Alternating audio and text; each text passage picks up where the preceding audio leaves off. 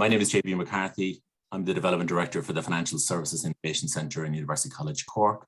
And I'm here with my colleague, Tony Moroney, who's part of the Digital Transformation Lab. Also, he's an adjunct lecturer in the Irish Management Institute.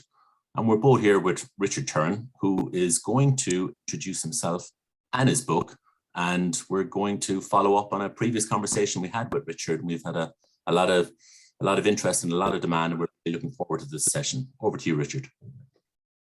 Hi, everybody. And for all of my LinkedIn and Twitter friends, thank you so much for coming. My name is Rich Turrin. I go by Rich, unlike what the book says, Richard.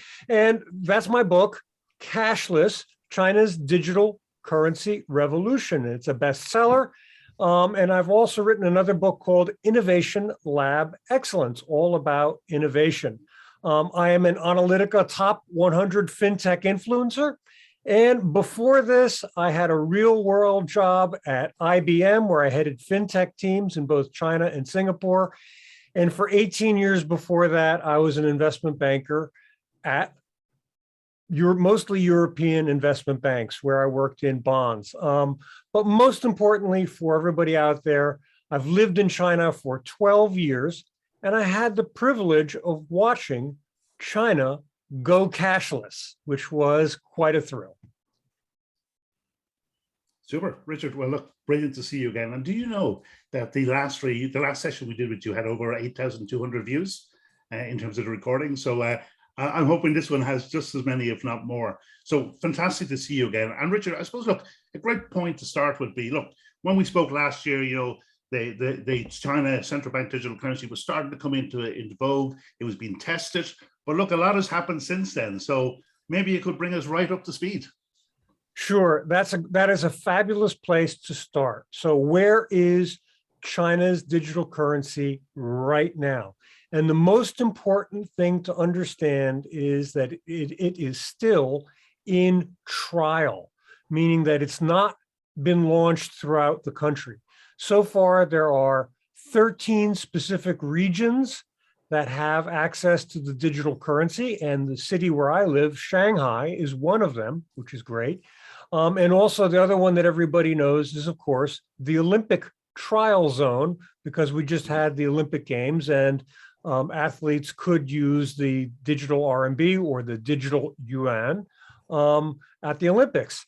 How is it doing, and what's happening? So the biggest news is that back in January, the PBOC released the mobile app for the China digital currency. And it was released for those who live in the 13 cities or regions that have the trials ongoing. And it was geo-locked. So if I was in, just to name a city, the city of Lijiang, and I wanted to download and get the app, I couldn't. I could download it, but I couldn't get it working because it was geo-tagged or geo-fenced to only the areas where you could use it. So, but it was tremendous. They had more than 250 million people actually download the app. And actually it went #1 on the Apple chart and on the Huawei chart and on the, we don't have Google Play Store here, but Android phones use the Huawei store, the Xiaomi store, whatever other platforms for Google Android download. So it was a big deal, but most important of all, and I did a full app review on my website, you can find it, is the app got 5 stars from a lot of the users. The PBOC did a beautiful job on the app, making it really simple to use. So it's QR codes, just like WeChat and Alipay. And from clicking the button on your phone that says open the app to making a payment is only, it's 1 or 2 clicks away. So it's super easy. Now, the one thing to make note of, and I think this is really important for people to understand, because the digital yuan has taken some hits in the Western press saying, well, people downloaded the app, but they're not using it. And that's accurate. And let me explain why, just by sharing my experience in Shanghai. I have the app. I've downloaded it. I can use it to at one or two at local one convenience store chain called Family Mart. It's like the 7-Eleven equivalent for Shanghai or for China. And I can use it for certain things on vending machines in the subway or the metro system. But when I go to my coffee shop, I can't use it. When I go to the supermarket, I can't use it. So people haven't used the digital RMB very much because it's in trial and there aren't that many stores that it currently accept it. So it is true that the volume of payments is only around 5 or 6 billion US, if I'm remembering correctly. I'm not sure about that. So it's relatively small, and of course, infinitesimally small to the $62 trillion a year in mobile payments that are made on both WeChat and Alipay. So rollout is going along. More cities are coming online. But volume of payments is still low, but that's not sort of a bug. That's a feature because it hasn't been adopted in all the stores yet. We touched on the last time, Rich, where we actually mentioned it, we compared it potentially to a Y2K. If all the other systems had to be adopted to allow acceptance, and then you would have like this dual categorization of payments and storage, that it's quite a complex rollout. And I know it's going from 4 cities to 13 cities. I mean, and that's huge in itself because some of those cities are, 5 times the size of the population of Ireland. So it is a huge task, but like, it sounds like there is a huge amount of work left to be done. And I'm not denigrating it by any means because it's a huge task to begin with. That this is not a simple task, and lots of different players have yet to be involved and engaged in the acceptance phase of it. Yeah, absolutely. Let's make it really clear. The PBOC, or the People's Bank of China, the Central Bank of China, who is behind the digital currency, knows that the eyes of the world are upon it. So they are meticulous. They know that there is no reward for them to rush and roll out and try to push this along very quickly. What they want to make sure is that every time they roll it out into a city, they get it right. Now, let me share some of that. I used to work for IBM in China, and I used to have big banking clients. So what you would find is that a big bank, let's just name one, actually wasn't one of my clients, but ICBC, all right, the biggest state bank in China. What you'd find is that the systems in each state or province of China would not be mirror images of one another. So when you look at rolling out the digital currency in Shanghai, you're going to find some banks within the big 6 state banks within China that may have slight systems variations that may require special attention. So they're trying to be very meticulous. So that's on the bank side because they're a critical component to what's called this 2-tier system. Remember, China has a 2-tier CBDC, meaning that digital currency goes from the People's Bank, pushed up to the bank, and then the bank pushes it up to the users who actually use it. So they're integral in this. So that's the first part. Now, the next part of the system is, well, when they go into a city, they may test different functions. For example, some parts of Shanghai, not all Shanghai, but some individual parts, they were trialing what's called a non-connected little card. It's thicker than a credit card, and it has a little e-ink display on it. And I can actually show a picture of one here. I can get a picture of one that comes up. It's a little card, it has an e-ink display for somebody who's just listening. And they try that in different places. It's problematic. It's going to work, but that's one of the more complicated integrations because it doesn't require signal. You can use this For example, in someday you'll be able to use it in rural China to buy a chicken or something, and you'll be able to make a digital payment. Neither you or the person who accepts the money has a cell phone or signal. And that's a wonderful feature for rural China. But the point is, this is something that has to be tested. So every city, they try something new. And they try different use cases, and they say, well, does it work? Does it not work? For example, one of the more interesting uses was JD.com tried to use digital RMB to pay a select group of employees their actual salary in digital RMB. And just last week, it was announced that near Chengdu, they tried for the first time to use the built-in smart contracts. Now, it's widely accepted that they're going to be rolled out slowly because smart contracts are potentially tricky to get right, but they are testing them. So each place tries a new function, tries something different. And that's why they're being meticulous, and each place gets some new feature to try and has new banking systems that they want to make sure work perfectly. And that's what's going on with each of these different cities. And Rich, in this context, I mean, last time we spoke, you talked about the super apps and about, how people were, using these to live their lives. So would it be fair to say that, the demand from the consumers is going to, cause the organizations, be they banks or employers or stores or whatever, to start getting whatever they need done right so that this thing can work? So is the demand coming from the consumer side, I suppose, is the real question. The answer is funny. The answer is no. And here's the fundamental reason. Everybody has great digital payment already. We've got WeChat and Alipay. So we're all, as the title of my book suggests, we're already cashless.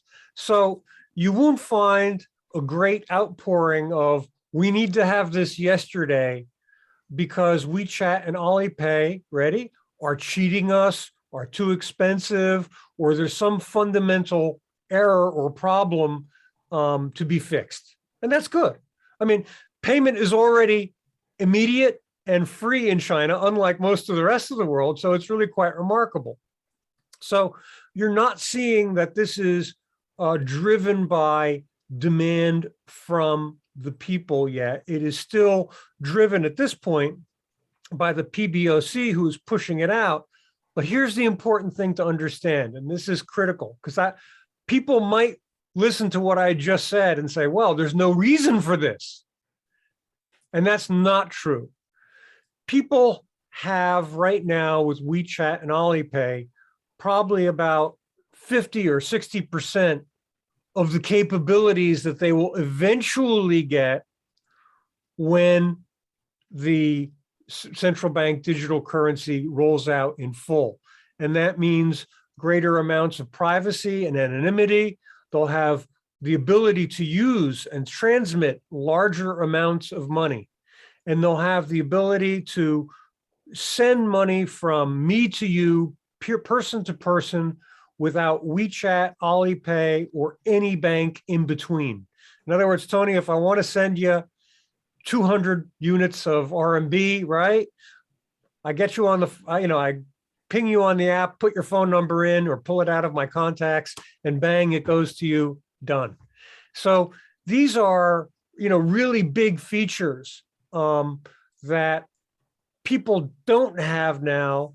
And ready? You don't know what you're missing because you don't have it. And once it launches in full, these will be beneficial to people, and will eventually people say, well, I want to use digital RMB for the following reason. It's easy, or it gives me this, or other reasons. I just want to mention to the audience, if anybody has any questions, that they can pop them into the Q&A. So feel free to pop them in, and we'll keep an eye on that. Yeah, and I was going to say there, Rich, and I think a key point here is that, the PBOC is not looking to get rid of Alipay or WeChat or the banks. They actually want everyone involved in the whole system.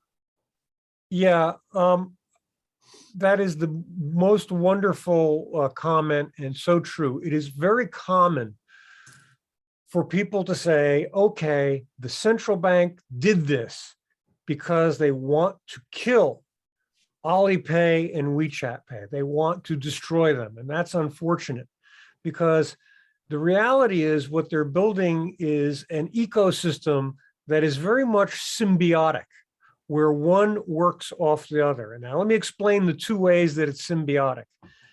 First of all, for the digital RMB to be used, it has to be able to be used on WeChat Pay and Alipay, because those are platforms, okay?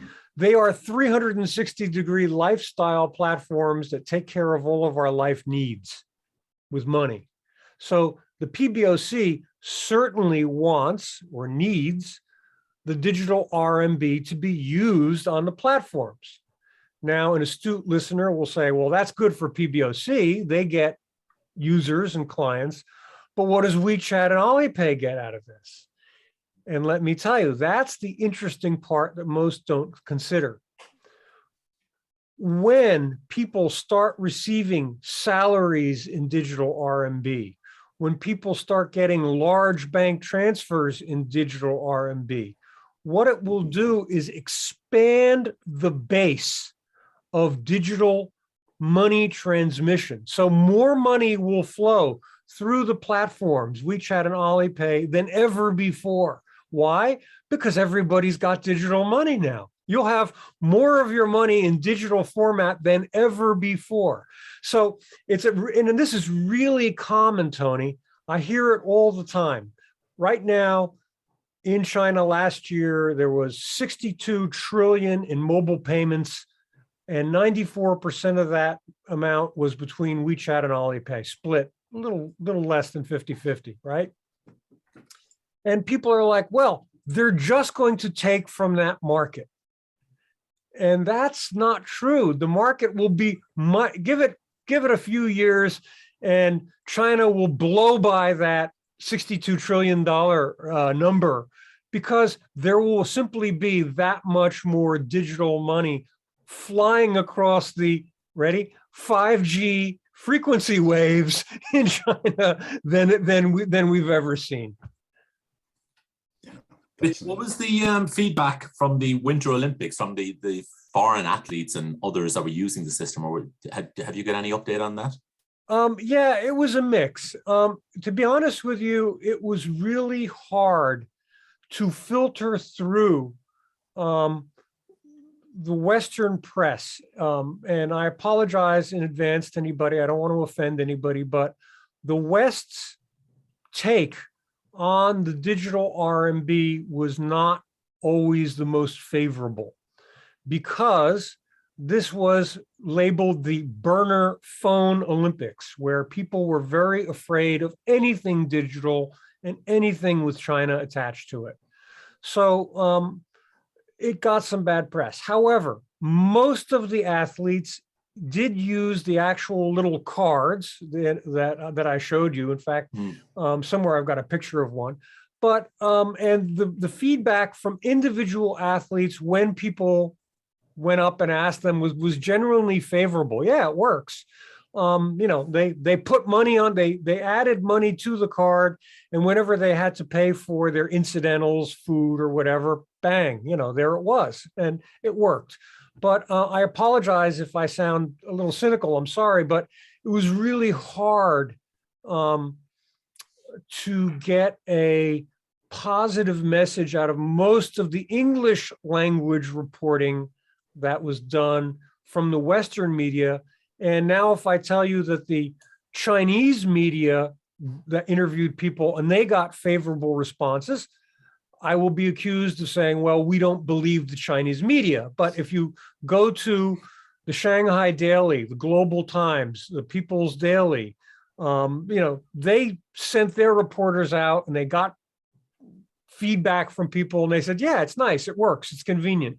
Now, one thing to be clear of, it would be really hard for a person using the digital RMB card who is an athlete to make a distinction between that and sort of a tap and pay credit card because it's not particularly different. And this is another important point about digital RMB, and we can take this up in another question, but I'll say it now. The digital RMB is not about how you buy your coffee. No one cares. Huh? Yeah, wait for it. Ready? I'm going to say it again. It's not about how you pay for your coffee and whether you tap or whether you have a QR code.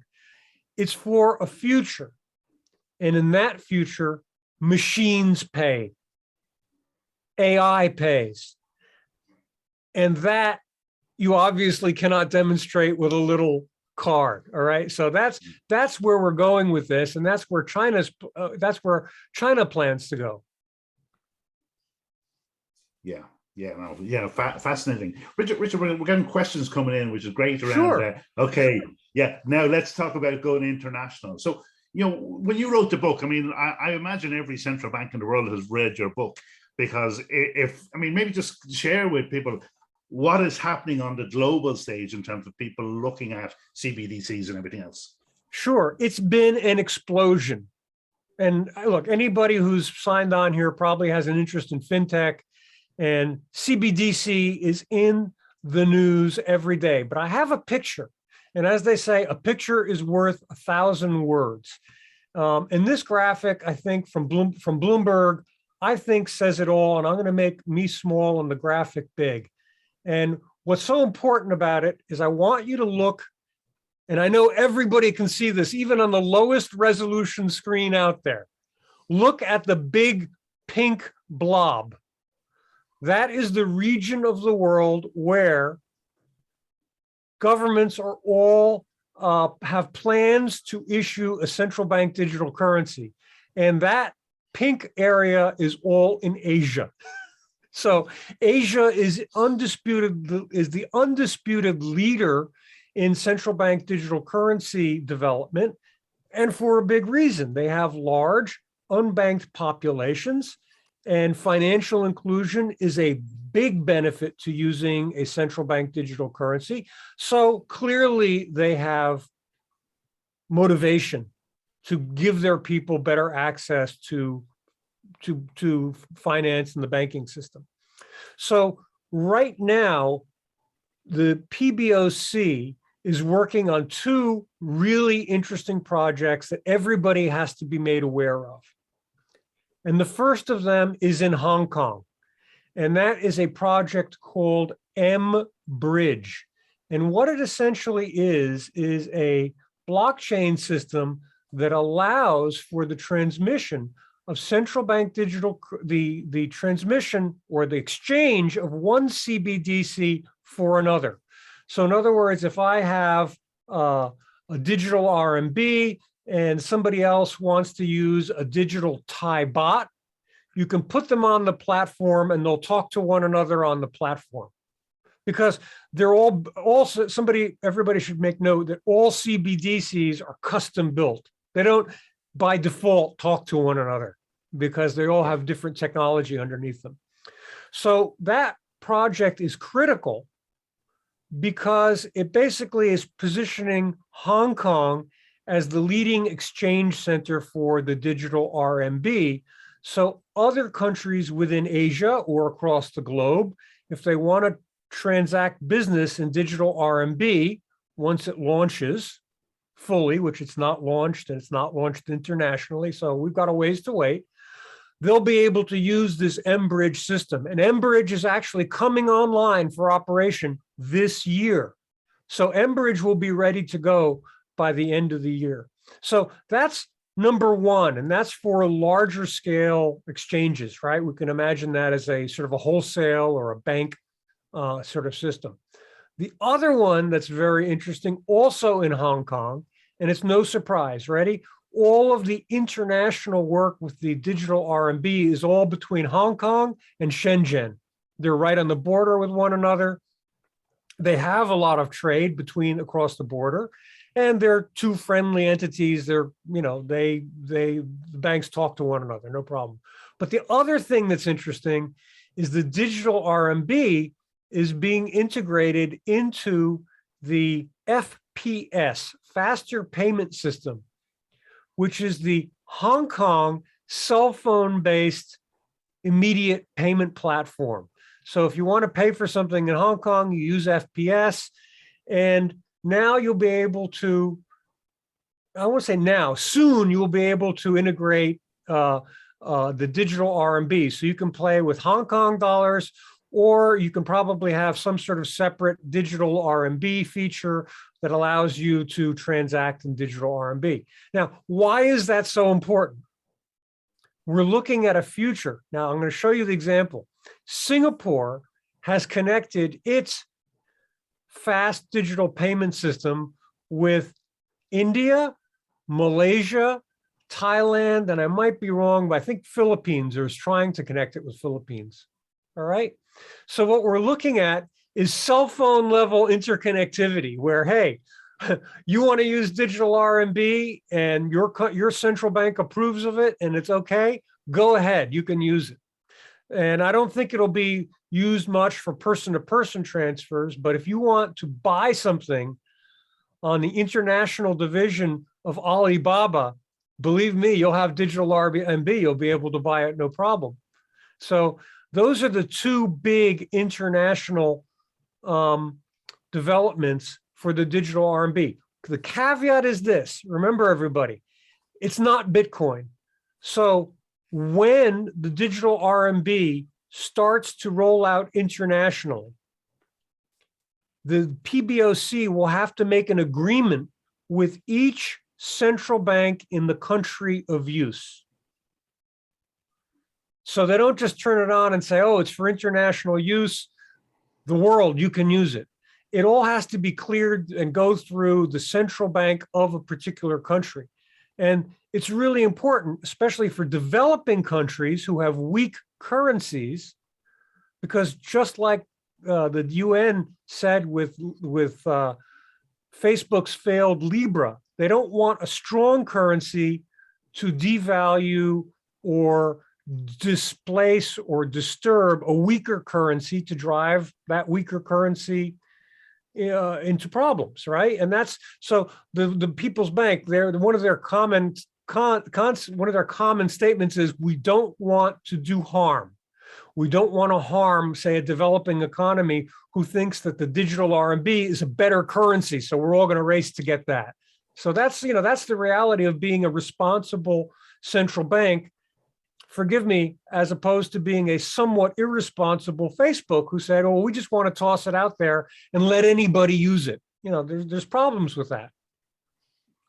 So Richard, if I could take you away from China then, right? And other countries are looking at central bank digital currencies. And I have a quote here from the Atlantic Council where they said 87 countries representing 90% of global GDP are now looking at or at some stage of developing a central bank digital currency. So, that's a huge increase since we last spoke.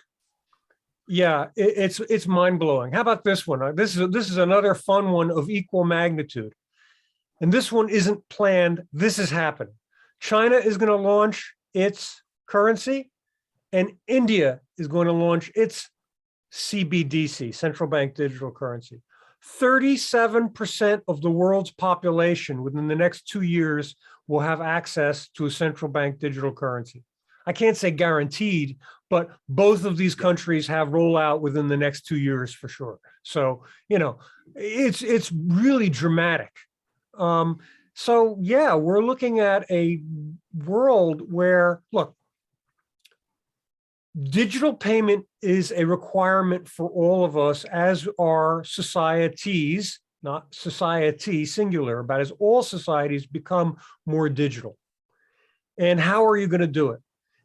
And yes, stable coins are a potential, we can talk about them. Stable coins are a potential way to do it. Crypto may also serve a niche role somewhere, and that's fine. But for most of us, central bank digital currency is going to be the way that we interact with this new digital form of money. Yeah, and one point I want to pick up on, Richard, yourself and JB were talking there about, the PBOC taking its time. Now, the reality is they've been working on this for 7, 8, 9 years at this stage. Whereas if I look at the West, they're certainly now all looking at it. Can they close that gap, or is this going to be problematic in terms of the West moving forward with CBDCs in the near term? Yeah, Tony, you're well. I love your questions, Tony, because they're so beautiful. Because the answer is yes. There is no way that the West can catch up. And I apologize if I've shocked somebody. Ready? The PBOC has been working on this since 2014. It's now 7 years on, and in between that 7-year gap, ready? China went cashless with WeChat and Alipay. So they've already built digital payment systems. People know how to use QR codes. The QR codes are in every store. They're everywhere. Point of sale tills are all switched over. So all the infrastructure is there. All the people know how to use it. So I always say that China is a decade ahead of the West, and that gap is expanding. And you nail it. The research isn't there. If I look toward the United States, and I apologize, I don't want to pick on the US, but the fundamental basic level research is poor. If you look at the research done by the Bank for International Settlements, the BIS, it's wonderful. If you look at what the Swedish Riksbank, who has a CBDC pilot, they have tons of research available. If you look at the Bank of Canada, great research. The US has really poor central bank digital currency research. And the Fed's last paper, which was a discussion paper on central bank digital currency, I apologize, but my comment was that it looked like a high school book report. It was, in my view, so poorly done. So there is a gap in people's ability to use digital currency that has to be closed. There's a gap in research that has to be closed. And there's a gap in mindset. Yeah. And that's the big one. Yeah, Rich, just from a US perspective, I mean, I think they're probably dealing with the struggle of trying to contain or manage the whole Bitcoin and crypto and stablecoin challenges, and just trying to bring some policy and regulation into place there. And I think they've probably taken their eye off the ball, possibly, or never had their eye on the ball compared to the PBOC and a CBDC. And it's probably late in the day now. It's probably my interpretation of it. And, they're still trying to fight the fire on one side and get something going on the other side. And I saw their paper where they had, we like the idea of a CBDC, but doesn't necessarily have to be blockchain either. What are your thoughts on that? Sure.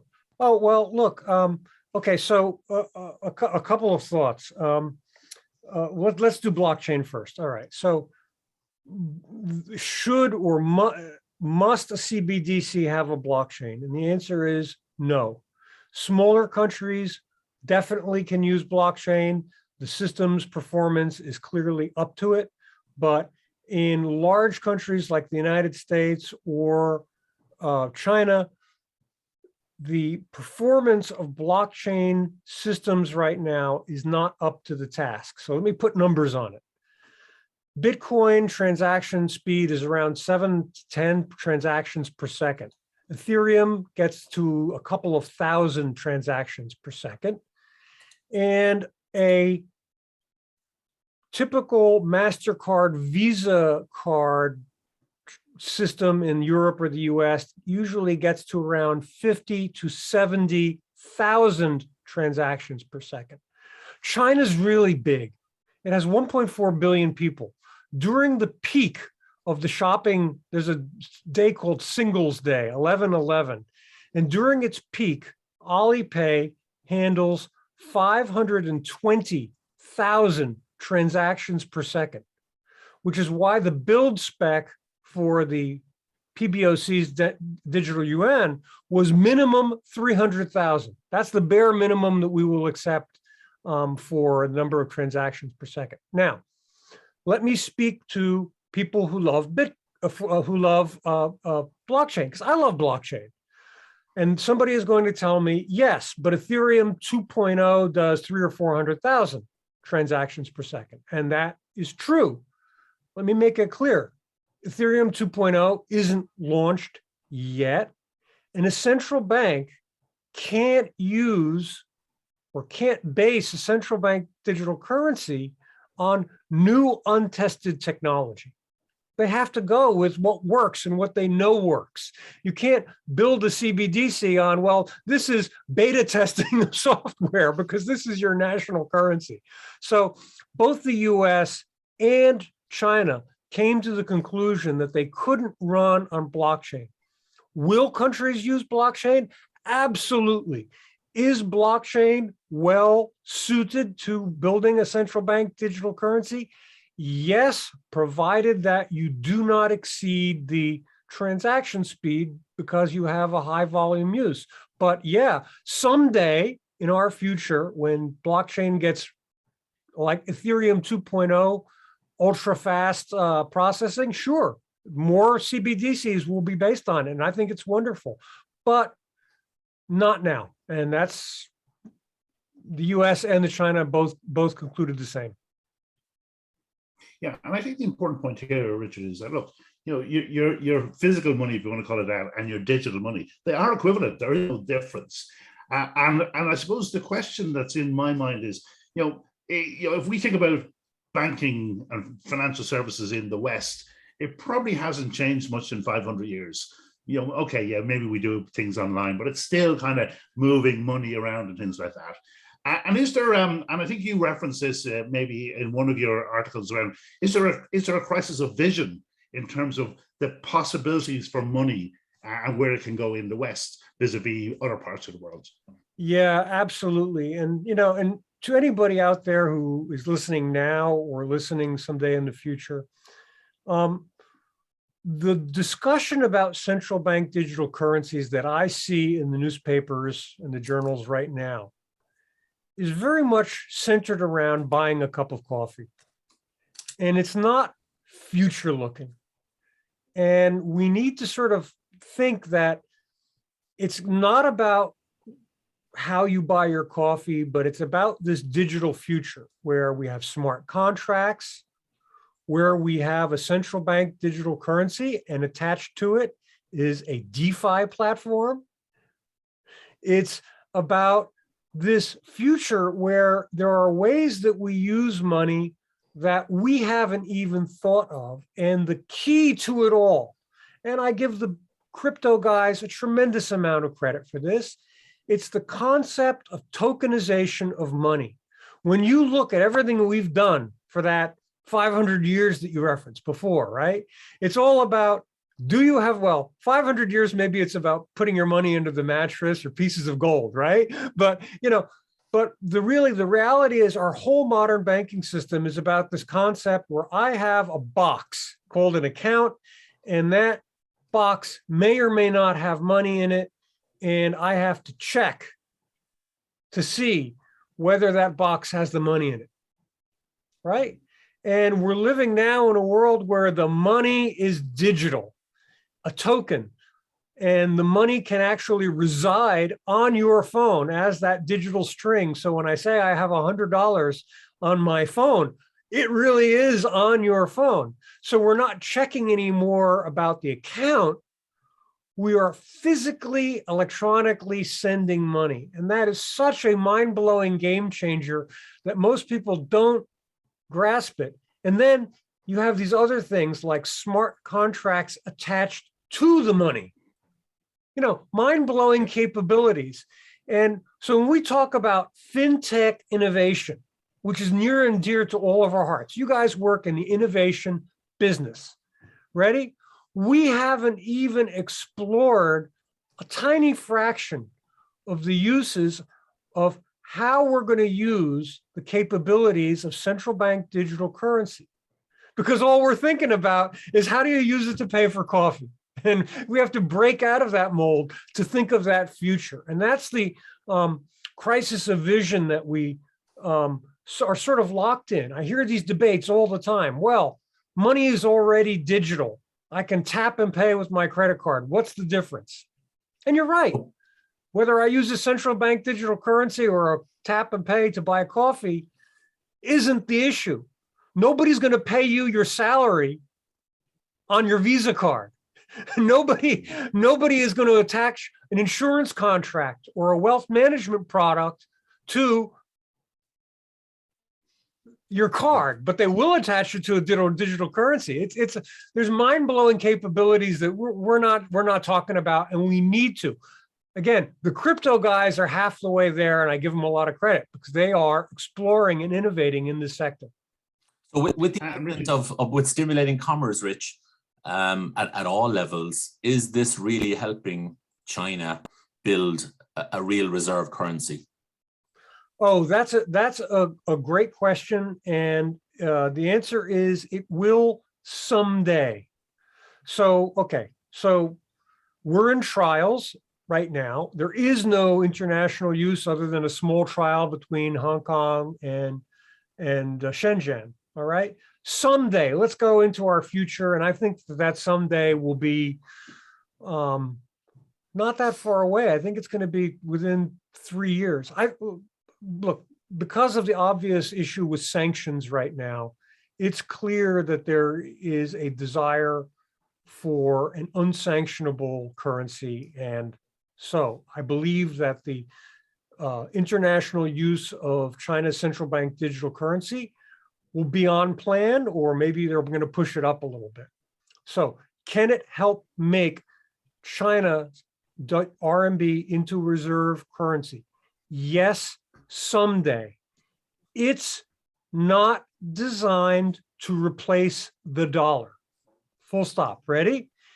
You're not going to have stocks and bonds, investment contracts, all oil, and a lot of other commodities. They're not all going to suddenly overnight switch to RMB. No. But what can happen is trade with China. And China is the #1 exporter in the planet. They have huge trade volumes. What you can expect to see is that other countries, Belt and Road Initiative countries, the RCEP, the Regional Alliance within Asian countries, they will start to use digital RMB in trade. So, ready? I'm going to make a distinction. The digital RMB can become a regional digital reserve currency. In other words, within the Asia and BRI trading zone, if you want to trade with digital currency, your reserve digital currency will be the RMB. That'll be the benchmark where prices are set and where things happen. But it unto itself is not designed to replace the dollar, but I expect it, and I write this in my book Cashless, I expect it to have a significant impact if we look 10 years out. Go out a decade and it'll have an impact. And we have to understand that these types of economic changes are not fast. They are slow. You don't want them to be fast. Fast is actually bad. We want slow, meticulous rollout. We want slow, meticulous uptake so that things gradually move around. And I do think that there will be some places that are not so gradual. You've got countries like Indonesia, big trading partner of China, vocal. We want to trade more with Indonesia rupiah directly into RMB, because right now we have to go rupiah to dollar, dollar to RMB. It costs us money. We have 2 exchange links. It's expensive and it's slow. Can you blame them for wanting to use their own currency? It's not because they don't like the United States. It's got nothing to do with whether they like or dislike the dollar. They just want the most effective and efficient way to buy containers worth of refrigerators or something else from China. And that's what's going to happen. So regional digital reserve currency, that's going to come. And yes, it will have an impact on dollar, but don't think of it as a dollar killer. Nobody from the PBOC or anybody else in high senior government ever said that digital yuan is designed to kill the dollar. No way, no how, but significant nonetheless. Richard, what about bring it close to us? So Europe, the UK, where are they on all of this? I mean, I know the UK seems to be oscillating. Europe is making some sounds that, look, this is going to be important in terms of having a role in the digital economy in the future, but it's still not clear where either of those, central banks are.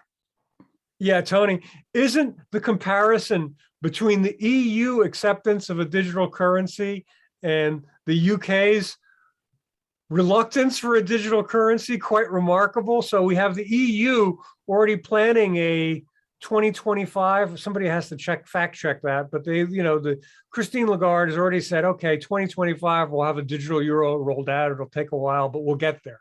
Meanwhile, we've got the House of Lords saying, with a big report saying there is no benefit whatsoever to launching a digital currency in the UK. So we've got this gap between the two. The answer to, in my view, is that the Britcoin, or the UK digital sterling project, is still underway. They're still researching it. These guys are smart. They get that the House of Lords is both ultra conservative and perhaps influenced by incumbent financial institutions, who I guarantee you want no change to the status quo. So they're pressing ahead, and you can't, again, I'm going to quote what Fed Governor Gail Leland said. I can't get her last name right, but she said this about the US. She said, I can't imagine the US not having a digital currency. And I believe the same for the UK, that when the digital euro launches, China's got theirs, they're going to say, well, why are we behind on this? Well, we can't imagine ourselves not making avail of this new financial tool. So I think they'll get there. It's just going to take a little while. Yeah. And Richard, if you look out the clock, you sort of say, well, if you have trading blocks, so, Europe, UK, America, China, Asia, whatever, if you're not in this central bank digital currency game, and your central bank digital currency can't talk to others, will that be a big impediment? So, is it become table stakes to trade maybe 10 years out? That's a great question, Tony. And my take, we don't have all the systems built. Clearly, this is going to be a long progression for countries to start building digital currencies. So clearly, somebody's going to come along with a solution that allows for easy conversion of bank normal currency into a digital intermediary, into the digital currency. They'll figure out how to make this work. But so far, we don't know, because we haven't even seen, we've got the digital currency to digital currency M-Bridge being built right now, but we don't know how they're going to go from one to the other, if at all. Maybe it just stays digital. Maybe they'll just say, look, if you're not using digital currency, stick with the existing bank rails. Oh, by the way, what's going to happen, what's already starting to happen, and this is good for everybody, right? This is really good for all of us. Because central bank digital currencies are rolling out, more governments are looking at the SWIFT 222 ISO standard. They're looking at making international payments faster and cheaper, acknowledging that charging us however much, 50, in my case, $40, $50 a transfer is perhaps too much money in a world where everything is digital. So, we can expect that when central bank digital currencies start to actually make an impact, the dollar is going to fall out of the traditional SWIFT account market, in that you simply can't charge as much for it, right? So, all of these things are going to sort of filter through the system and happen. This is why I said they're going to happen gradually, and gradual is good. We don't want disruptions to be that fast. We want everything to sort of go its own pace. So there's another central bank digital currency over there. Bring them on the system. We want it to be smooth. That's what we all want, because we don't want a disturbed or unpleasant experience for any nation. And this is people's nation's money that we're talking about. It's a big deal. Yeah. So for just on consumer protection, are there any new challenges for consumer protection with a CBDC? And it could be theft and privacy, other issues. Have you seen anything arise there? Let's just stop. You said the big one, JV, and let's stop and go here and talk about it. And that's privacy. Look, there is not a day that goes by when I do not read a headline that says the following: CBD, ready? A digital dollar is the death of freedom in America. A digital dollar is a government spying device or a tool. A digital central bank digital currency is the government's way of taking control of your money. Basically, that's the narrative. Okay, let's break this down. First of all, let me say this. Let me give, before I take, let me give. There is nothing that can compare with cash money. Nothing. It's cash. It's private. It's so any digital product that you design will be inferior to cash. Full stop. I admit that. I'm not saying there's just no way that you can exceed the cash with a digital product, no matter whose it is. Now, that said, ready? Most of us don't use cash. So an article that is conflating the digital dollar is the death of freedom because it doesn't have privacy of cash is not being fully honest, whether it's dollars or sterling or euro, right? Doesn't matter what. And they're not being honest is because most of us are already digital. And the real comparison is not a direct A/B comparison between cash and CBDC, but it's a comparison between central bank digital currency and what you've got today. And what you've got today are credit cards and credit card payment rails. So let's discuss that level of privacy for a moment. Whenever I swipe card or an Apple iPhone or Google Pay on a point of sale terminal, there are no less than 5 or 6, sometimes up to 8 different financial intermediaries who all claim a right to your data, to that swipe. Now, an astute observer will say, yes, but that is anonymized data. They get the purchase amount, they get where, when, they get, about 6 or 7 bits of data out of that. To which I reply, do these people live in a world where they have not heard the term big data before? Because in any respectable journal, you can go and read that it takes only 2 other data sets to de-anonymize all this private credit card data. So the reality is you have the following situation now. Whenever you use digital payment, you surrender data, and oftentimes it is your name. If you're using a regular card swipe at a point of sale, that place where you buy, they know who you are, no question about it. It's not anonymous, all right?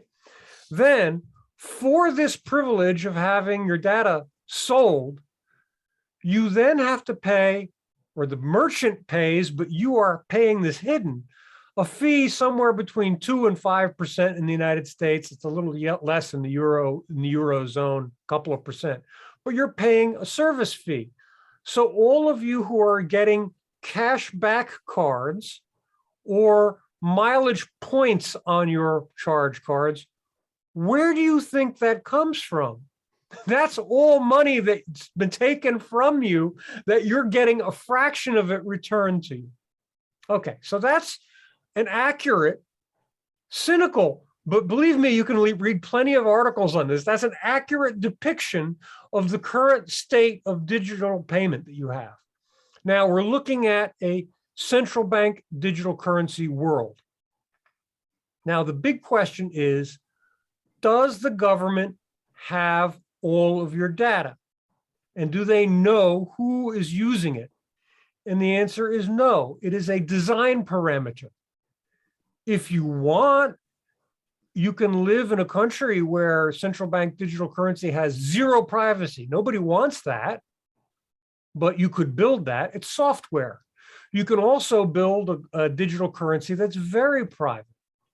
Okay, so the privacy that you get with your central bank digital currency will be a direct reflection on the society that you live in.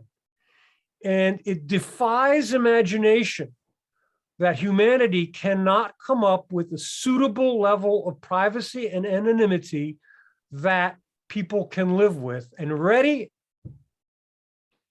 it can be better than the lack of privacy and the high cost that you have with credit cards today.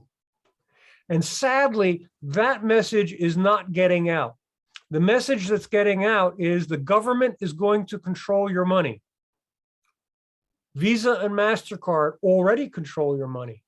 I apologize if these examples are offensive, but porn sites, firearms dealers, ultra right-wing or ultra left-wing internet sites don't accept MasterCard and Visa. You're already told where you can and cannot use digital payment. So people are saying, well, you can close your bank account. The central bank can close your digital bank account. Canada just closed hundreds of regular bank accounts, and they closed crypto accounts, as people are well aware, during the trucking strike. The central bank, or I should say the banking system in conjunction with law enforcement, can shut your accounts immediately today. You don't need a central bank digital currency to do that. So many of the traits that are not privacy oriented that are attributed to central bank digital currency already exist, but people do not acknowledge that they already exist. So I'm going to stop it there, and hopefully somebody from the audience or JBU or Tony, ask me more about privacy, please. But I want to pause there because that's the crazy discussion that we live in right now. It's true. Well, I have a slightly different question for you, Richard, and we're nearly up on time, but this whole question of cryptos and other things being able to avoid sanctions. So what happens in the future world of money? Is it going to be different than we know it today? Or is it actually, no, that's more myth, or what's your take on it? Yeah, you said the magic word, and that is sanctions. And let's just talk about it a little bit. I know it's a very sensitive issue, and I'm going to try to be as apolitical about sanctions as I can be. I don't really want to deal in the current war, but I will say this. Okay. The reality is that sanctions are used very frequently. And in the last decade, the number of sanctions has increased. There's a graph, you can actually see it. It's like a big arrow up. So as soon as you say to people, or a child for that matter, that you can't do something, the child is going to want to find a way to do something.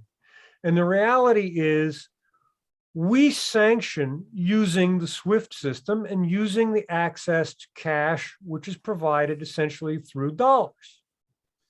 That's the reality of the sanction system.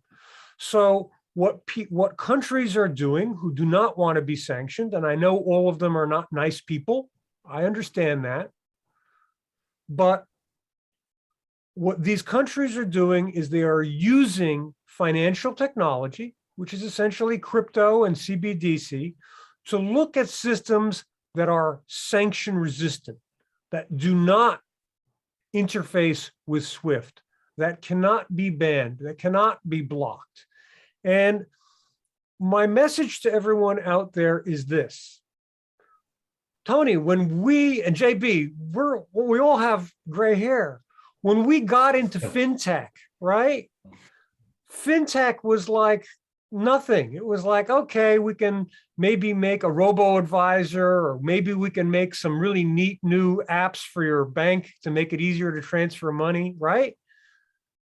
In a decade, fintech has become a geopolitical hot button issue, along with nuclear bombs and everything else. It is now a pawn on the geopolitical chessboard, and that's big.